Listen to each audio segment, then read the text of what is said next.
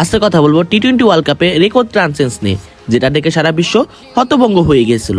তাহলে চলেন শুরু করা যাক। সালটা ছিল 2016, যেখানে টি-20 ওয়ার্ল্ড কাপের মঞ্চে সাউথ আফ্রিকা এবং ইংল্যান্ড মুখোমুখি হয় এবং যেখানে সাউথ আফ্রিকা প্রথমে ব্যাটিং করে হাসি আমলা 50 এবং কুইন্টন ডিকো 50 এবং লাস্টের দিকে জেবে ডুমনে 50 এবং ডেভিড মিলারের 12 বলে 28 রানের উপর ভিত্তি করে সাউথ আফ্রিকা বিশ্বকাপ শেষে 229 রান করতে পারে। এবং ইংল্যান্ডের হয়ে প্রথমে ব্যাটিং করতে আসে রয় এবং অ্যালেক্স হেলস, এবং তারা দুজনে এসে প্রথমে অনেক আক্রমণ ব্যাটিং শুরু করে, যার ফলে ইংল্যান্ড প্রথম 2 ওভারে 44 রান আদায় করে নেয়। কিন্তু 7 বলে 17 রান করে আউট হয়ে যায় অ্যালেক্স হেলস। কিন্তু অন্য প্রান্তে থাকা জেসন রয় তার আক্রমণ ভঙ্গিতেই খেলতেছিল এবং এর সাথে ভাগ বসায় বেন স্টক, কিন্তু জেসন রয় 16 বলে 43 রান করে আউট হয়ে যায়। এবং একই ধারাবাহিকতা রেখে স্টকসও 9 বলে 15 রান করে আউট হয়ে যায় এবং ইংল্যান্ড সম্পূর্ণভাবে চাপে পড়ে যায় যখন ইয়ান মর্গান আউট হয়ে যায়। কিন্তু এরপরে ইংল্যান্ডের হাল ধরার চেষ্টা করে জ রুট এবং জস বাটলার, এবং জ রুটের আক্রমণাত্মক ব্যাটিং এর ফলে ইংল্যান্ড আবারও ম্যাচে ফিরতে শুরু করে এবং রুট মাত্র 29 বলে তার 50টা তুলে নেয়। কিন্তু এরপরে বাটলার 21 রান করে আউট হয়ে যায়। কিন্তু জ রুট তার আক্রমণ ভঙ্গিতেই খেলতেছিল এবং ইংল্যান্ড ধীরে ধীরে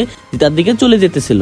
যখন ইংল্যান্ডের 11 বলে 11 রানের প্রয়োজন হয়, ঠিক তখনই জ রুট ক্যাচ আউট হয়ে যায়। কিন্তু এরপরে বলে মঈন আলী একটি বাউন্ডারি মারে এবং 9 বলে 7 রান প্রয়োজন হয় ইংল্যান্ডের জেতার জন্য। যখন 8 বলে 6 রানের প্রয়োজন হয়, তখন কি জর্দান আরেকটি বাউন্ডারি মারে এবং 7 বলে 2 রান দরকার হয় ইংল্যান্ডের জেতার জন্য। এবং লাস্ট ওভারে দরকার হয় ইংল্যান্ডের জেতার জন্য 1টি রান, কিন্তু প্রথম বলে ক্যাচ আউট হয়ে যায় ক্রিস জর্দান এবং এরপরে বলে রান আউট হয়ে যায় ডেভিড উইলি। কিন্তু এরপরে বলে 1 রান নিয়ে এক ঐতিহাসিক জয় এনে দেয় মঈন আলী, যা ছিল ইংল্যান্ড ক্রিকেটের একটি ঐতিহাসিক দিন।